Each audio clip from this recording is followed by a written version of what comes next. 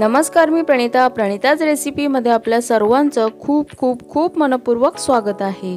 मार्च महिना म्हटला की आठवते ती होळी आणि होळी हा सण आपला जवळ आलेला आहे। त्यामुळे सर्वात आधी सर्वांना होळीच्या खूप खूप खूप शुभेच्छा। आज आपण होळी स्पेशल रेसिपी बघतो आहोत। ही स्पेशल रेसिपी आहे, कोकणातील पारंपरिक पदार्थ बनवणार आहोत। कोकणामध्ये होळीसाठी स्पेशल असे मऊ लुसलुशीत आणि पांढरे शुभ्र तांदळाची पिठाची शिरवाळी किंवा शेवया बनवल्या जातात आणि त्यासोबत नारळाचा गोड रस सुद्धा बनवला जातो। चला तर मग बोलण्यात वेळ वाया न घालवता पटकन आपण आजच्या पारंपरिक रेसिपीला सुरुवात करूया। सर्वात आधी तर आपण नारळाचा रस बनवणार आहोत। त्यासाठी मी इथे खोबरं किसून घेते आहे। एक नारळ मी इथे किसून घेणार आहे पूर्ण।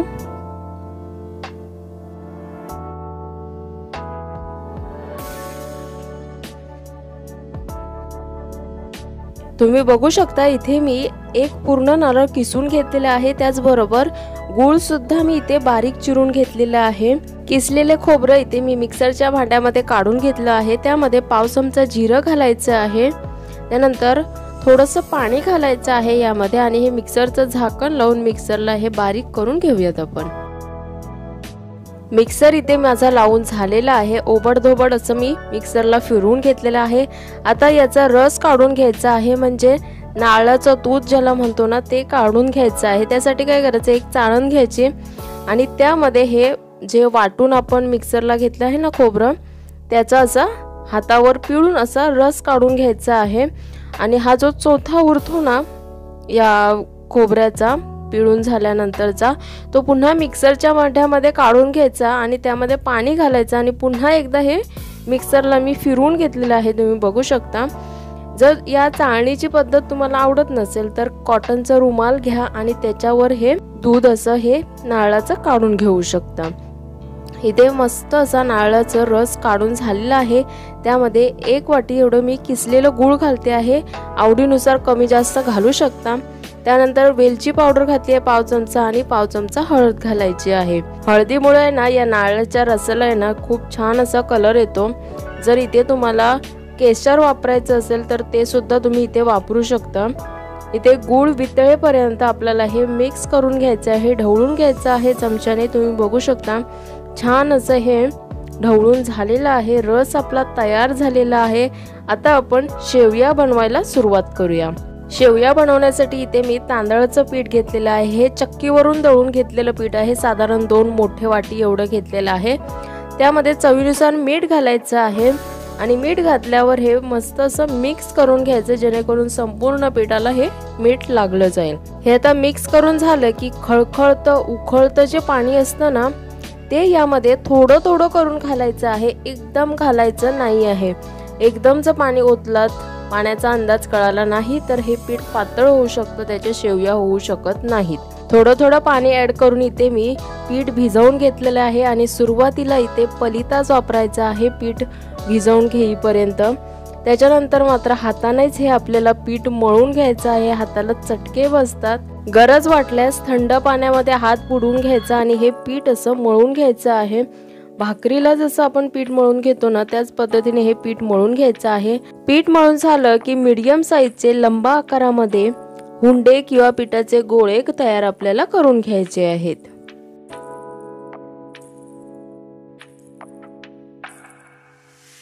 इथे सर्व पिठाचे हुंडे मी इथे बनवून घेतलेले आहेत। तुम्ही बघू शकता सेम साईज मध्ये आहेत, लंबा आकारामध्ये। त्यानंतर इथे मी चुलीवर मोठ्या टोपामध्ये भरपूर पाणी इथे उकळून घेतलेलं आहे आणि त्यामध्ये आपण जे पिठाचे हुंडे बनवले आहेत ते या पाण्यामध्ये सोडून घ्यायचे आहेत।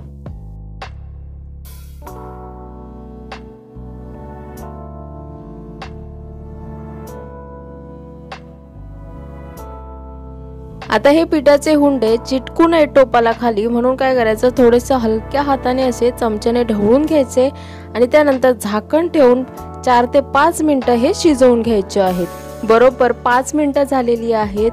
हे पिठाचे हुंडे छान उकडले गेलेले आहेत, त्यामुळे वरती हलके होऊन असे ना तरंगायला लागलेले आहेत। असे तरंगायला लागलेत की समजून जायचे की हे पिठाचे हुंडे उकडून तयार झालेले आहेत। यातला आता एक पिठाचा हुंडा आपण काढून घ्यायचा आहे, गाळून घ्यायचा मात्र, आणि शेवयाच्या सोऱ्यामध्ये घालायचं। शेवयाच्या सोऱ्याला ना खाली जाळी आहे, त्याला तेल लावून घ्यायचं थोडंसं आणि या पद्धतीने प्रेस करून आपल्याला या शेवया गाळून घ्यायच्या आहेत।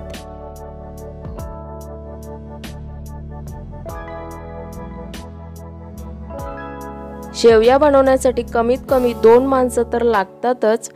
आणि आजच्या या शेवया कोणी बनवल्या आहेत माहिती आहेत का? मी अजिबात बनवलेल्या नाही आहेत, मी फक्त कॅमेरा पकडला आहे। आणि या पारंपरिक कोकणातील शेवया आणि नारळाचा रस माझ्या आईने आणि बाबांनी बनवलेला आहे। हे दोघं दरवर्षी होळीला शेवया आणि नारळाचा रस बनवतातच। तर यावर्षी ते म्हणायला लागले की ही पारंपरिक रेसिपी आहे, कोकणी छान पद्धतीची रेसिपी आहे, तर ती सगळ्यांसोबत शेअर करायची म्हणून हा एवढा सगळा घाट घातलेला आहे। तुम्ही बघू शकता, तुमच्याशी गप्पा मारता मारता इथे सर्व शेवया गाळून झालेले आहेत। आता प्लेटिंग करूया। त्यासाठी मी ते एका प्लेटमध्ये शेवया घेतलेल्या आहेत आणि त्यावर आपण जो रस बनवला आहे नारळाचा तो घालून घ्यायचा आहे। नारळाचा रस आहे ना हलकासा फक्त 2 मिनिटं गरम करून घ्यायचा आहे, उकळून अजिबात घ्यायचा नाही आहे। तर या गरम गरम शेवया आणि नारळाचा रस खूप अप्रतिम झालेला आहे, अफलातून झालेली आहे ही रेसिपी। तर ही आई बाबा आणि लेक यांची स्पेशल पारंपरिक रेसिपी तुम्हाला कशी वाटली मला कमेंट करून सांगा। आवडली असल्यास लाईक करा, शेअर करा। त्याचबरोबर प्रणिताज रेसिपीला अजून जर सबस्क्राईब केलं नसेल तर पटकन सबस्क्राईब करा आणि बाजूला दिलेल्या बेल आयकॉनवरही क्लिक करा। पुन्हा भेटूयात अशाच मस्त नवीन रेसिपी सोबत, तोपर्यंत धन्यवाद।